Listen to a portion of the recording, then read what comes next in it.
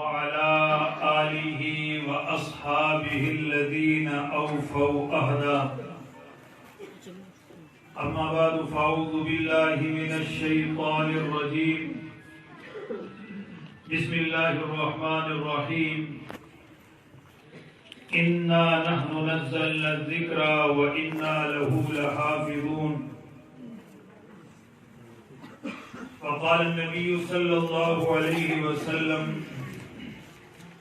حامل القرآن حامل لواء الإسلام، من أكرمه فقد أكرمه الله، ومن أهانه فعليه لعنة الله.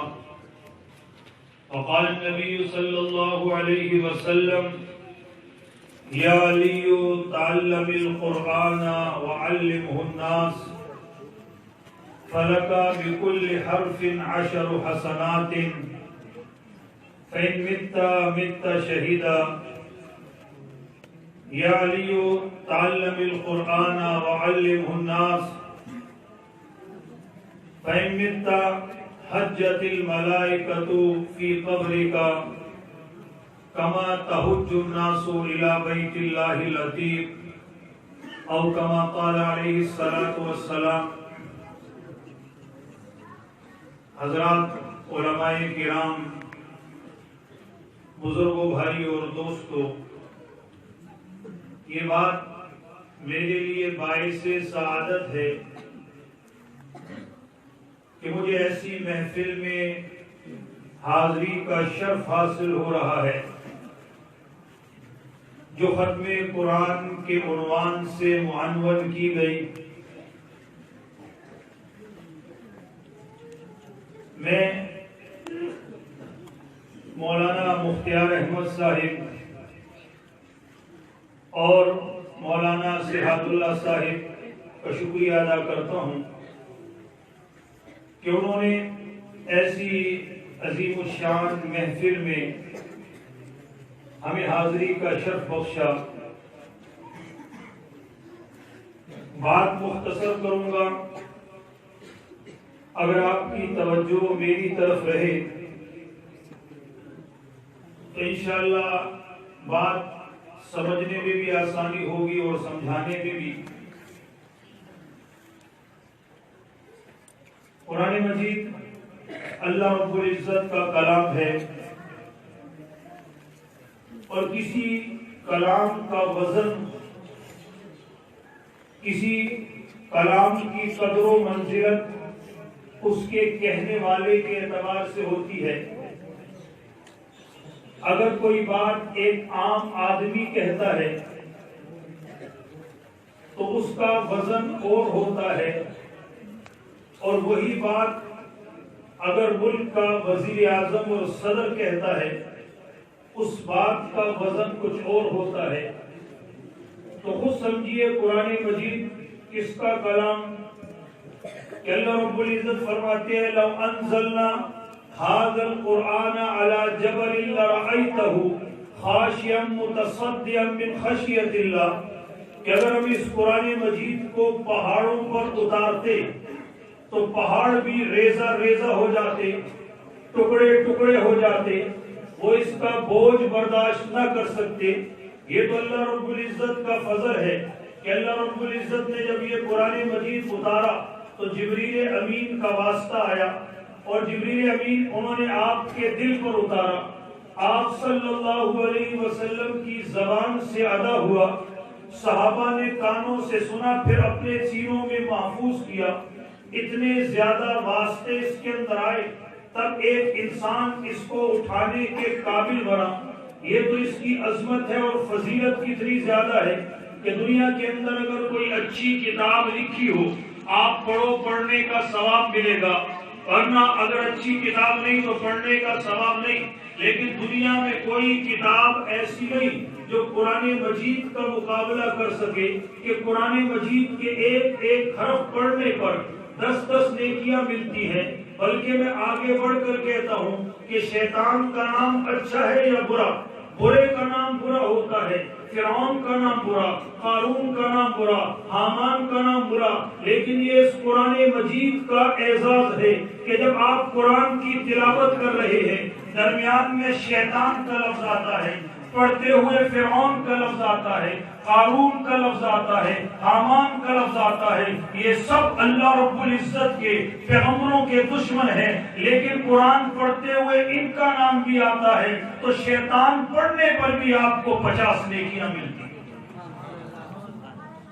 آج لوگ اعتراض کرتے ہیں کہ بچوں کو قرآن مجید رٹانے کا فائدہ کیا، کہ جب ان بچوں کو مطلب نہیں معلوم، جب یہ بچے اس کا معنی نہیں سمجھتے تو قرآن مجید طوطے کی طرح رٹانے کا فائدہ کیا؟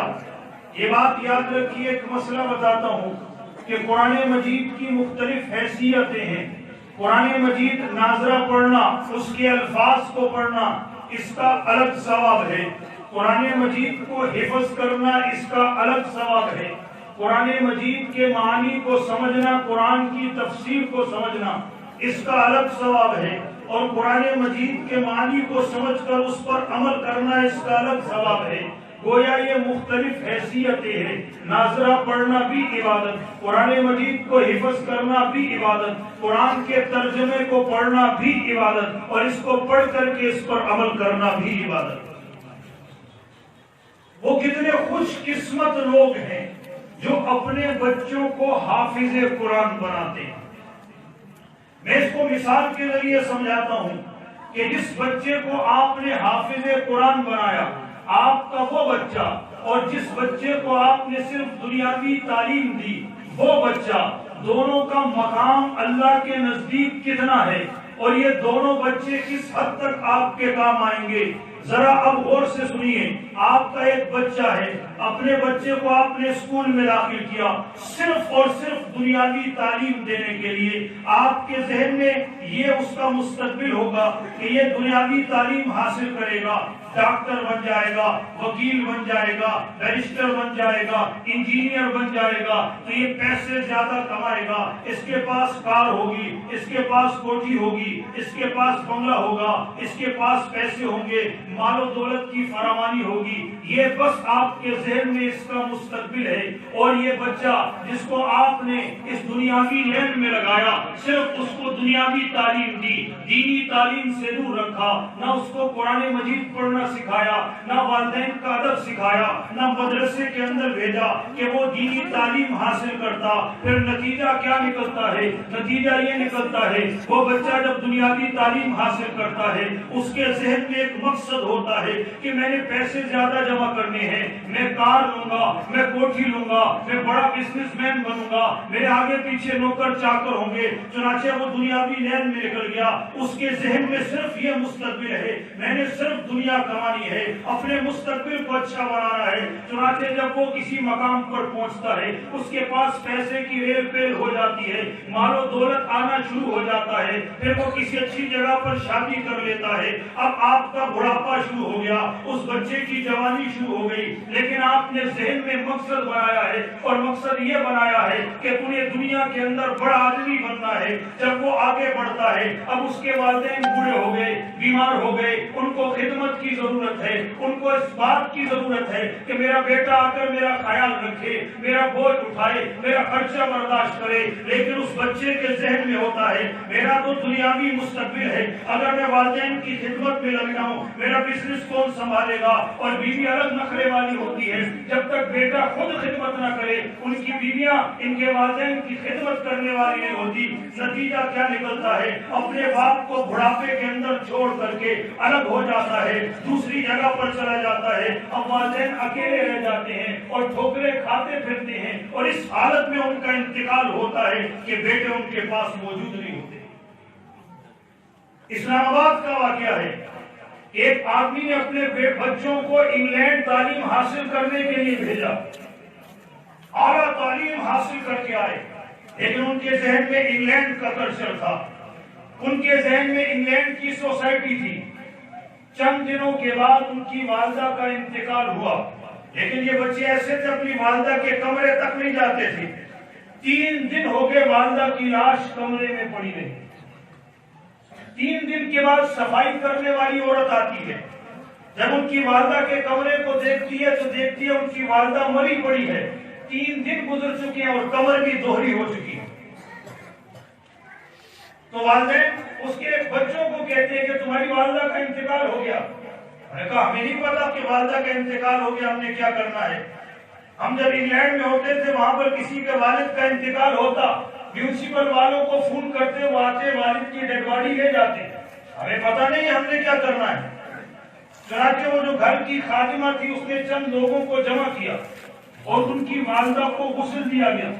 غسل دینے کے بعد جن قاری صاحب نے نماز جنازہ پڑھایا وہ کہتے ہیں کہ 4 بندے جنازے کے اندر شریک، مجھے یہ بھی نہیں پتا ان کو جنازہ پڑھنا بھی آتا تھا یا نہیں آتا تھا، اور جب والدہ کی قبر پر گئے تو والدہ کی قبر کے اوپر کھڑے ہو کے والدہ کو پکڑ کر یوں قبر کے اندر چھوڑ دیا۔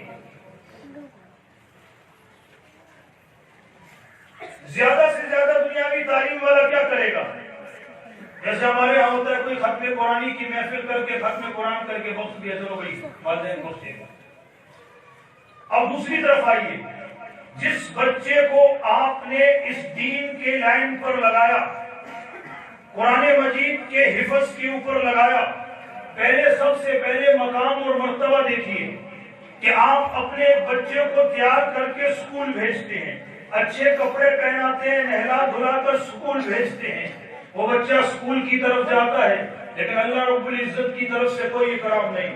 لیکن وہی آپ کا بچہ جب گھر آتا ہے اسکول سے، اب آپ اس کو کپڑے اچھے پہناتے ہیں، سادہ سے کپڑے پہنا کر اس کے سر پر ٹوپی رکھتے ہیں اور ہاتھ میں قاعدہ دے کر کہتے ہیں جاؤ بیٹا جاؤ مسجد کے اندر جاؤ، قاری صاحب کے پاس جا کر قاعدہ پڑھو۔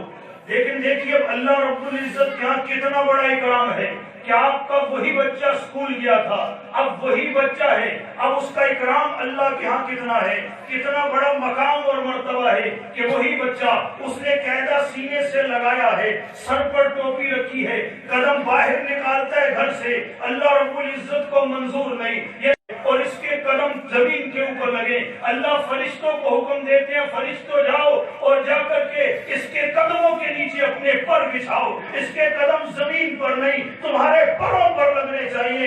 اتنا بڑا اعزاز کہ نورانی مدرسہ بچہ جو اسکول گیا تھا، اللہ کے ہاں اتنا مقام اور مرتبہ نہیں، لیکن جب اللہ کا قرآن سیکھنے آیا اللہ نے کتنا بڑا مقام اور مرتبہ دیا کہ نورانی مخلوق کی ڈیوٹی لگا دی، اپنے پروں کو بچھاؤ، میرا یہ بندہ اور یہ میرا جو علم قرآن مجید کا یہ اس پروں پر چلتے ہوئے مدرسے آنا چاہیے، کتنا بڑا اکرام۔ پھر وہ بچہ آتا ہے، بچہ آ کر صبح سے شام تک قاری صاحب کے پاس بیٹھا، یاد رکھیے قرآن مجید کا ایک حرف پڑھنے پر 10 نیکیاں ملتی ہے، وہ کتنے حروف پڑھتا ہوگا۔ اور ایک اور مسئلہ یاد رکھیے، بچے کا نامہ اعمال بند ہے کیونکہ گناہ کرتا ہے، گناہ اس کے کھاتے میں نہیں لکھا جاتا، تو یہی بچہ جو صبح سے لے کر شام تک ابھی بالغ نہیں ہوا قرآن مجید کی تلاوت کر رہا ہے، ہر حرف پر 10 نیکیاں مل رہی ہیں، کتنے حروف پڑے ہوں گے، کتنی نیکیاں کمائی ہوں گی۔ یہ ساری نیکیاں کہا جاتی ہے، علماء نے لکھا ہے یہ ساری کی ساری نیکیاں والدین کے نامہ اعمال میں جاتی ہیں۔ اس کا والد دکان پر بیٹھا ہوا ہے اور اس کا بچہ قرآن مجید کی تلاوت کر رہا ہے، وہ دکان پر بیٹھا ہوا نیکیاں کما رہا ہے کیونکہ بچہ یہاں قرآن کی تلاوت کر رہا ہے۔ یہ تو بھی بچہ آپ نے بھیجا ہے، اب آپ ابھی دنیا کے اندر ہیں، آپ کا کتنا بڑا اللہ نے اکرام کیا کہ آپ کے نامہ اعمال کا اکاؤنٹ کھول دیا کہ یہاں پر بچہ تلاوت کرتا جا رہا ہے، آپ کی نیکیوں کے اندر اضافہ ہوتا چلا جا رہا ہے۔ پھر اس کے بعد جب یہ بچہ تھوڑا بڑا ہوتا ہے، اس کو جب دین کی سمجھ آتی ہے، جب یہ اساتذہ کی خدمت پہ بیٹھتا ہے، جب اس کو دینی تعلیم بتائی جاتی ہے، جب اس کو قرآن مجید کی تعلیم بتائی جاتی ہے اور اس کے اندر یہ بتایا جاتا ہے کہ جنت تمہارے ماں باپ کے قدموں کے نیچے ہے، یہ تمہارے لیے جنت بھی ہے جہنم بھی ہے، ان کی خدمت کرو گے جنت کو پاؤ گے اور اگر ان کے ساتھ برا سلوک کیا جہنم میں جاؤ گے، ان کو مسکراتے ہوئے دیکھو گے، ایک حج اور عمرے کا ثواب ملے گا۔ جب یہ ساری تعلیمات اس کو حاصل ہوتی ہے تو پھر وہ اپنے والدین کی خدمت میں لگ جاتا ہے اور خدمت کرتے کرتے اتنا بڑا مقام حاصل کر لیتا ہے کہ دنیا اور آخرت بن جاتی ہے۔ موسیٰ علیہ السلام انہوں نے اللہ رب العزت سے دعا کی کہ یا اللہ مجھے بتا دے جنت میں میرا ساتھی کون ہوگا۔ موسیٰ علیہ السلام کی طرف وحی کی گئی کہ فلاں دکان پر گوشت بیچنے والا وہ جنت میں تیرا ساتھی ہے۔ چنانچہ وہ حیران ہو جاتے ہیں، کسی عالم کا نام نہیں لیا، کسی مفتی کا نام نہیں لیا، کسی دیندار پرہیزگار کا نام نہیں لیا، جو گوشت بیچا کرتا ہے وہ جنت میں میرا ساتھی ہوگا۔ موسیٰ علیہ السلام کو تجسس ہوا، چنانچہ اس دکان کے اندر گئے، جا کر جو گوشت بیچنے والا تھا وہاں کھڑے ہو کر دیکھنے لگے یہ کون سا اتنا بڑا کام کر رہا ہے کہ اس کو اللہ رب العزت کی طرف سے یہ مقام ملا، جنت میں میرا ساتھی ہے۔ چنانچہ دیکھتے رہے، وہ گوشت بیچتا رہا، آخر میں گوشت کا ایک ٹکڑا بچ گیا، اس نے وہ گوشت کے ٹکڑے کو کاٹا، اپنے تھیلے کے اندر رکھ لیا اور جانے لگا۔ تو موسیٰ علیہ السلام کہنے لگے میں بھی مہمان بننا چاہتا ہوں، یہاں پر مسافر ہوں، کسی کو جانتا نہیں۔ وہ کہنے لگا چلے آئیں میرے ساتھ۔ چنانچہ موسیٰ علیہ السلام کو ساتھ لے کر گیا اور گھر میں گیا۔ موسیٰ علیہ السلام نے دیکھا، جب وہ گھر کے اندر پہنچا سین میں اس نے جھاڑو دیا، جھاڑو دینے کے بعد ایک چارپائی بچھائی، اس کی والدہ تھی نابینا، اپنی والدہ کو اٹھا کر لایا اور اس چارپائی کے اندر ان کو لٹایا۔ پھر اس کے بعد انہوں نے گوشت کو پکانا شروع کیا، پکانے کے بعد اس نے گوشت کو پکانے کے بعد نرم کیا، نرم کرنے کے بعد گوشت تیار کر کے اپنی والدہ کے لیے لے کر آیا، اپنے دانتوں سے گوشت کو نرم کر کے اپنی والدہ کو کھلاتا رہا۔ جب والدہ سیر ہو گئی تو والدہ کے پاؤں دبانے لگا، مٹھی چاپی کرنے لگا۔ چنانچہ کچھ دیر والدہ کو آرام ملا، وہ یہ سمجھا کہ والدہ سو گئی ہے، پھر وہ کسی کام سے اندر گیا تو والدہ نے ہاتھ اٹھائے اور دعا کر کرنے لگی اے اللہ یہ میرا بیٹا میری اتنی خدمت کرتا ہے، اے اللہ میں تجھ سے دعا کرتی ہوں کہ وقت کے نبی کے ساتھ اس کا حشر فرمانا۔ موسیٰ علیہ السلام نے جب یہ دعا سنی تو اماں کے قریب آ کر کہنے لگے اماں تجھے مبارک ہو، تیری دعا قبول ہو گئی۔ تو جو دین کے لائن میں لگتا ہے اس کو جب پتہ ہوتا ہے کہ ایک صحابی آئے اللہ کے رسول کے پاس، کہنے لگے اے اللہ کے رسول مجھے جہاد کی اجازت دیجیے۔ آقا نے فرمایا تمہارے والدین زندہ ہیں؟ کہنے لگے جی زندہ ہے۔ کہا جاؤ ان کی خدمت کر کے جہاد کرو، تمہارا یہی جہاد ہے۔ تو جو دین کی تعلیم حاصل کرتا ہے اس کے سامنے یہ سب حدیثیں ہوتی ہیں، چاہے اس کو خود کھانے کے لیے نہ ملے وہ اپنے والدین کو کھانے کے لیے پیش کرتا ہے تاکہ میرے والدین بھوکے نہ سویں۔ یہ تو پھر دنیا کے اندر ہوتا ہے، دنیا کے جانے سے بعد اس کی والدین اس کی کتنی قدر و قیمت ہوتی ہے، والدین کے کتنے کام آتا ہے دنیا سے جانے کے بعد بھی، کہ والدین قبر میں ہے، نامہ اعمال بند ہو چکا ہے، اور ایک اس نے دنیا کی لین میں جس کو لگایا تھا وہ تو ایک دن قرآن خوانی کر کے باپ کو بھول جاتا ہے، وہ یہ سمجھتا ہے میں نے اپنے والد کو بخش دیا۔ لیکن جو نیک ہوتا ہے، حافظ قرآن ہوتا ہے، عالم دین ہوتا ہے، وہ یہ سمجھتا ہے ابھی بھی میرے اوپر میرے والدین کا حق ہے۔ میرے والدین کا حدیث میں بھی آتا ہے مرنے کے بعد بندے کا نامہ اعمال بند ہو جاتا ہے، جن چند چیزوں کا اس کو ثواب ملتا ہے مرنے کے بعد بھی، ایک جو صدقہ جاریہ چھوڑ کر گیا، کہیں کنواں اس نے بنا دیا، کہیں اس نے مدرسہ بنا دیا، کہیں روڈ تعمیر کر دی، لوگ اس کے اوپر سے گزر رہے ہیں اس کو ثواب مل رہا ہے۔ دوسرا علم چھوڑ کر گیا، لوگ اس سے فائدہ اٹھا رہے ہیں اس کو ثواب مل رہا ہے۔ تیسرا نیک اولاد جو چھوڑ کر جاتا ہے وہ اس کے لیے دعائیں کرتی ہیں، اس کا نامہ اعمال بند، لیکن وہ ثواب پھر بھی اس کو پہنچتا ہے۔ علامہ سیوطی رحمہ اللہ نے شرح الصدور کے اندر ایک واقعہ لکھا ہے کہ ایک بزرگ قبرستان سے گزر رہے تھے، ان کو کشف ہو گیا، اور کشف ہونے کے بعد انہوں نے دیکھا کہ سارے کے سارے مردے سفید لباس کے اندر ہیں، کسی چیز کو اٹھانے میں مصروف ہیں۔ ایک مسئلہ یاد رکھیے کہ ایک ہوتی ہے عالم دنیا، ایک ہے عالم برزخ، کہ ہم جب اس دنیا سے ہمارا انتقال ہو جائے گا عالم برزخ میں چلے جائیں گے۔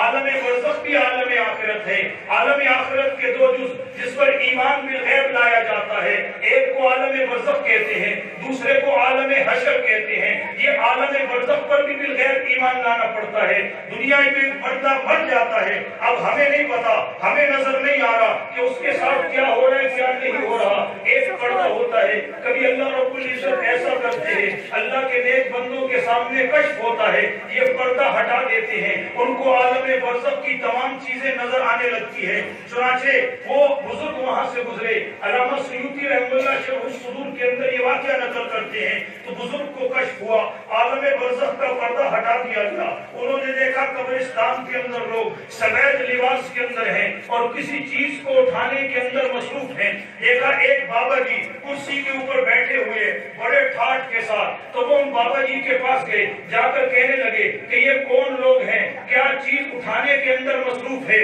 تو وہ بابا جی کہنے لگے یہ سارے لوگ وہ ہیں جن کا دنیا سے انتقال ہو چکا، عالم برزخ میں آ چکے ہیں، اور یہ لوگ جس چیز کو اٹھا رہے ہیں کہ مسلمان اپنے مسلمان بھائیوں کے لیے جو دعا کرتے ہیں وہ ان تک پہنچتی ہے، یہ وہ دعائیں اٹھانے کے اندر مصروف ہیں۔ کہا بابا جی آپ کیوں نہیں اٹھاتے؟ کہا مجھے اتنا ثواب مل جاتا ہے، مجھے اس کے اٹھانے کی ضرورت نہیں۔ کہا بابا جی کیسے ثواب ملتا ہے؟ کہا میرا ایک بیٹا ہے، حافظ قرآن ہے، فلاں دکان پر ہے، فلاں اس کا نام ہے، روزانہ صبح سے لے کر شام تک قرآن مجید کی تلاوت کرتا ہے، ایک قرآن مجھے بخش دیتا ہے، مجھے اتنا ثواب ملتا ہے، مجھے اس چیز کے اٹھانے کی ضرورت نہیں۔ چنانچہ ان بزرگ کا کشف ختم ہوتا ہے، وہ تمام باتیں ان کو یاد ہیں، شہر کے اندر جاتے ہیں، اس دکان پر پہنچتے ہیں تو ایک خوبصورت سا نوجوان نظر آتا ہے کہ جو لوگوں کو چیزیں بھی دے رہا ہے، زبان سے قرآن کی تلاوت بھی کر رہا ہے۔ جب لوگوں کا ہجوم ختم ہوا، وہ بزرگ اس کے پاس جاتے جا کر کہتے ہیں تمہارا نام یہ ہے؟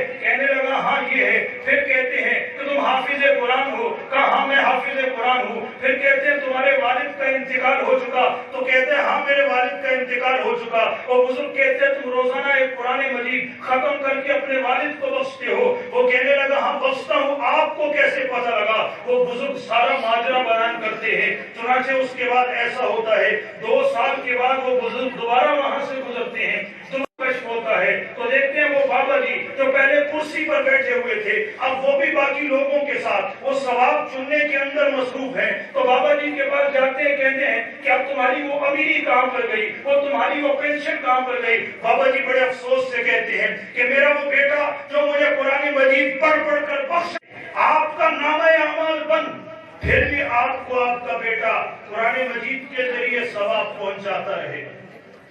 اب دیکھیے اس سے اگلی چیز، ایک حدیث میں آتا ہے من قرأ 200 آیت نظرا كل يوم شفع في 7 قبور حول قبره وخفف الله العذاب عن والديه وان كانا مشركين۔ فرمایا جو 200 آیتیں روزانہ دیکھ کر پڑھتا ہے، جب اس کا انتقال ہوگا، انتقال کے بعد اس کو جس جگہ پر دفن کیا جائے گا تو آس پاس کی 7 قبروں کے بارے میں اس کو شفاعت کا حق دیا جائے گا۔ اور فرمایا اگر اس کے والدین اگرچہ مشرک ہو کر مرے ہیں تب بھی ان سے عذاب قبر کو کم کر دیا جائے گا۔ مشرک ہونے کی وجہ سے عذاب قبر ختم نہیں ہوگا، عذاب قبر باقی رہے گا لیکن کم کر دیا جائے گا۔ تو اب ذرا تصور کیجئے ایک حافظ قرآن اس دنیا سے جاتا ہے، جانے کے بعد اس کی قبر اس کے والد کے ساتھ بنتی ہے، 7 قبروں والوں کے بارے میں جب شفاعت کا حق دیا جائے گا تو وہ کس کے لیے سب سے پہلے سفارش کرے گا؟ یقیناً اپنے والدین کے لیے جو اس کے ساتھ میں بیٹھے ہوں گے ان کے لیے سفارش کرے گا۔ تو خود دنیا سے گیا، برزخ میں پہنچا، وہاں بھی اپنے والدین کے لیے راحت کا سامان بنا۔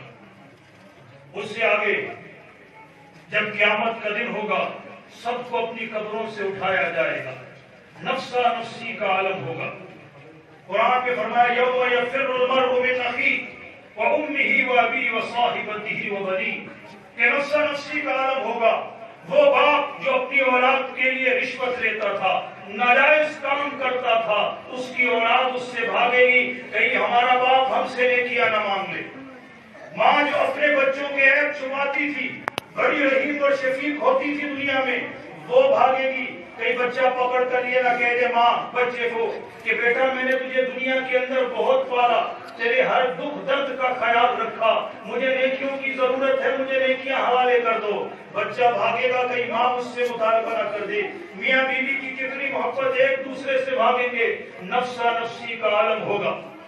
لیکن یہ بچہ جس کو آپ نے حافظ قرآن بنایا، حدیث میں آتا ہے کہ جس شخص نے قرآن مجید حفظ کیا پھر اس کے حلال کو حلال جانا، اس کے حرام کو حرام جانا، 10 ایسے بندوں کے بارے میں اس کو شفاعت دیا جائے گا جن پر جہنم واجب ہو چکی ہے۔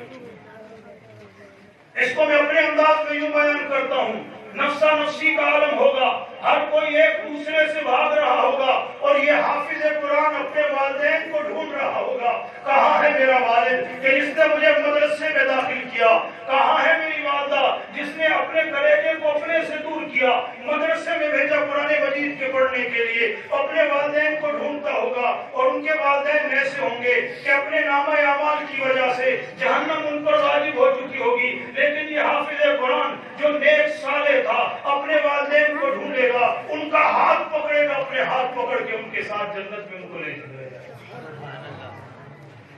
یہ حافظ قرآن صرف دنیا میں کام نہیں آیا، مرنے کے بعد کام نہیں آیا، بلکہ یہ عالم حشر میں بھی کام آئے گا۔ نفسا نفسی کا عالم، اپنا والدین اس کے جہنم میں جانے والے ہوں گے، اور یہ سفارش کر کے ان کو جنت میں لے کر چلا جائے گا۔ اب معاملہ یہیں پر ختم ہو جاتا تو بات تھی، احادیث میں ایک اور چیز آتی ہے کہ جب جنت میں محفل سجے گی، انبیاء کا مجمع ہوگا، سارے انبیاء موجود، سارے نیک لوگ موجود۔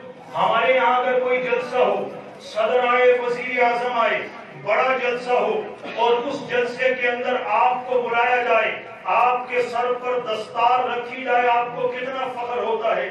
آپ کہتے ہیں دنیا میں سب سے میرا قیمتی لمحہ یہی تھا۔ ذرا تصور کیجئے کہ آدم علیہ السلام سے لے کر جناب رسول اللہ صلی اللہ علیہ وسلم تک تمام انبیاء موجود، اولین اور آخرین موجود۔ حافظ قرآن کے والد کو نام لے کر بلایا جائے گا، حافظ قرآن کا والد اتنے بڑے مجمع میں چلتا ہوا آئے گا کہ جنت کے اندر کتنی عظیم الشان اس کی کامیابی ہے۔ اس کے سر کے اوپر ایک تاج رکھا جائے گا، حدیث میں آتا ہے اتنا تاج چمکنے والا ہوگا، سورج اور چاند کی روشنی مان پڑ جائے گی، اور اس کو ایک لباس پہنایا جائے گا، اتنا قیمتی لباس پہنایا جائے گا کہ دنیا اور آخرت اس کی قیمت نہیں بن سکتی۔ وہ پوچھے گا میرا اعزاز کیوں کیا جا رہا ہے؟ اس سے کہا جائے گا اس لیے کہ تیرا بیٹا حافظ قرآن پڑھا۔ اسی پر بس ہوتا تو پھر آگے حدیث میں فرمایا جاتا، آقا نے فرمایا جس نے اپنے بچے کو ناظرہ قرآن مجید پڑھایا اس کے اگلے پچھلے سارے گناہ معاف ہو گئے۔ فرمایا جس نے اپنے بچے کو حافظ قرآن بنایا، قیامت کے دن 14ویں رات کے چاند کی صورت پر اس کو اٹھایا جائے گا۔ اتنا ہی بس نہیں، بلکہ اس سے کہا جائے گا حافظ قرآن سے تو قرآن پڑھ، حافظ قرآن قرآن پڑھتا جائے گا۔ ایک ایک آیت کے بدلے اس کے والدین کا ایک ایک درجہ جنت میں اونچا کیا جائے گا، یہاں تک کہ جتنا اس کو یاد، پورا اس کو قرآن یاد، تو جنت کے آخری درجے میں پہنچ جائے گا۔ کیونکہ اماں جان عائشہ صدیقہ کی روایت ہے کہ جنت کے درجوں کی تعداد بھی نہیں ہے جتنی قرآن کی آیتوں کی تعداد۔ دنیا میں بھی کام آیا، دکان میں بیٹھا ہے، نامہ اعمال میں اضافے کا سبب بنا، مرنے کے بعد اس کا نامہ اعمال بھر رہا ہے، اور قیامت کے دن نفسا نفسی کا عالم، اور یہ اپنے بچے اس کو تلاش کر کے جنت میں لے کر جا رہے ہیں۔ جنت میں بھی نہیں چھوڑتے بلکہ جنت کے بھی اونچے مقام پر اس کو لے کر کے جا رہے ہیں۔ اس لیے حدیث میں فرمایا ادبوا اولادکم علی ثلاث خصال، اپنی اولاد کو 3 چیزوں کی تعلیم دو، حب نبیکم وحب اہل بیتہ وقراءۃ القرآن۔ پیغمبر کی محبت اپنے بچوں کو سکھاؤ کہ پیغمبر کے نام پر کٹ مرنا سیکھے، آقا کی ایک ایک سنت پر جان دینا سیکھے، اہل بیت کی محبت سکھاؤ، اور تیسری چیز قرآن مجید کو سکھاؤ۔ فرمایا اس لیے کہ یہ جو قرآن مجید والے ہیں قیامت کے دن اللہ کے عرش کے سائے میں ہوں گے جب کسی کو کوئی سایہ نصیب نہیں ہوگا۔ تو خود سوچئے آپ کا یہ بچہ جو یہاں پر قرآن مجید پڑھنے کے لیے آیا ہے، آپ کا کتنا قیمتی سرمایہ ہے، صرف دنیا کے لیے نہیں، مرنے کے بعد نہیں، عالم حشر میں نہیں، بلکہ جنت تک آپ کا ساتھ جائے گا، آپ کا ساتھ نہیں چھوڑے گا۔ حقیقی مستقبل تو اس نے آپ کا بنایا ہے کہ آپ نے اس کو یہاں پر بھیجا، آپ کی دنیا و آخرت بن گئی۔ علامہ اور ایک اور چیز، اپنے بچوں کی تربیت بچپن سے شروع کرو۔ ہم لوگ سمجھتے ہیں ہمارا بچہ بھی بہت چھوٹا ہے، ابھی تو 17 سال کا ہوا ہے، ابھی 18 سال کا ہوا ہے، 20 سال کا ہوا ہے، یہ ہماری غلط فہمی ہے۔ حدیث میں آتا ہے 7 سال کا ہو جائے اپنے بچے کو نماز پڑھنے کا کہو. اس سے معلوم ہوا 7 سال سے پہلے اس کو نماز سیکھنی چاہیے, تبھی آپ 7 سال کی عمر میں نماز پڑھنے کا کہو گے. 7 سال کی عمر ہو جائے نماز پڑھنے کا کہو. جب 10 سال کا ہو جائے نماز نہیں پڑھتا اس کو مار کر پڑھاؤ, ابھی اس پر فرض نہیں ہے. بچپن سے اس کی عادت بناؤ, بالغ ہونے کا انتظار نہیں کرو. ہم بڑی تعریف کرتے ہیں اپنی محمد ابن قاسم 17 سال کی عمر میں یہ صنف ادا کرنے یہاں پہنچے. 17 سال کی عمر میں فوج کی اس نے کمان سنبھالی. ہم سمجھتے ہیں ہمارا بچہ بھی 17 سال کا بچہ ہے جس کو کسی چیز کا کچھ پتا نہیں. خواب غفلت سے نکلو. اپنے بچوں کو اور اپنا مستقبل بنانا چاہتے ہو تو اپنے بچوں کو حافظ قرآن بناؤ. میں نے کہا کہ 10 بندوں کی سفارش کرے گا. علماء نے لکھا ہے یہ ان لوگوں کی سفارش کرے گا کہ جس نے حفظ قرآن میں ان کی مدد کی. اگر کسی بچے کا کوئی چچا ہے اور اس کے والد کو ورغلاتا ہے, اپنے بچے کو کیوں تم نے مدرسے میں داخل کیا, تم نے اس کا مستقبل تباہ کر دیا, اپنے بچے کو مدرسے سے نکالو. اس کے راستے میں روڑے اٹکاتا ہے, یاد رکھیے یہ بندہ قیامت کے دن اس کی شفاعت سے محروم رہے گا. ان بچوں کا اتنا زیادہ مقام ہے کہ خواجہ باقی باللہ رحمہ اللہ ایک بہت بڑے بزرگ گزرے. ایک مرتبہ ان سے کچھ غلطی ہو گئی, اللہ رب العزت نے ان کے کشف, ان کی ساری کیفیات سلب کر لی. بڑے پریشان تھے, 40 دن تک عبادت کرتے رہے, زاروں قطار روتے رہے, تو ان سے کیفیات ساری سلب ہو گئی. تو اللہ رب العزت خواب دیکھا, خواب میں ان کو خواب آیا کہ اگر اپنی کیفیات واپس چاہتے ہو تو تمہارے ہاں جو مدرسہ ہے اس میں چھوٹے چھوٹے بچے قرآن مجید حفظ کرنے بیٹھے ہیں, جاؤ ان سے اپنے لیے دعا کرواؤ, ہم تمہاری کیفیات واپس کر دیں. خواجہ باقی باللہ رحمہ اللہ مدرسے کے اندر آتے ہیں, سارے مدرسے والے کھڑے ہو جاتے ہیں, اتنے بڑے بزرگ ہمارے مدرسے کے اندر آئے ہیں. خواجہ باقی باللہ رونے لگتے ہیں, میں آج اپنے مقام اور مرتبے کی وجہ سے نہیں, تمہارے مقام اور مرتبے کی وجہ سے آیا. بچوں کے سامنے دوزانو بیٹھ کر کہتے ہیں میرے لیے دعا کیجیے تاکہ اللہ رب العزت میری کیفیات واپس کر دیں. وہ بچے ہاتھ اٹھاتے ہیں دعا کے لیے, ان بچوں کی دعا کی برکت سے اللہ ان کی کیفیات کو واپس کر دے. یہ قرآن مجید ہم لوگ سمجھتے ہیں قرآن مجید پڑھنے پڑھانے والوں کا کچھ مقام نہیں ہوتا. جناب رسول اللہ صلی اللہ علیہ وسلم کی ایک حدیث میں نے آپ کے سامنے پڑھی. آقا نے فرمایا یا علیو تعلم القرآن وعلمہ الناس, اے علی قرآن مجید سیکھو لوگوں کو سکھاؤ. فلک بکل حرف 10 حسنات, ہر حرف کے بدلے میں تمہیں 10 نیکیاں ملیں گی. فرمایا فَإِن مِتَّ شَهِيدًا, اگر اس پڑھنے پڑھانے کے دوران میں تمہیں موت آ جاتی ہے شہادت کی موت ملے گی. اور فرمایا یا علیو تعلم القرآن وعلمہ الناس, اے علی قرآن مجید سیکھو لوگوں کو سکھاؤ. کیوں؟ فَإِن مِتَّ, اگر اس راستے کے اندر تمہیں موت آ گئی, حجت الملائکۃ الی قبرک کما تحج الناس الی بیت اللہ العتیق, فرشتے تمہاری قبر کی زیارت کرنے اس طرح آئیں گے کہ جیسے لوگ بیت اللہ کی زیارت کرتے ہیں.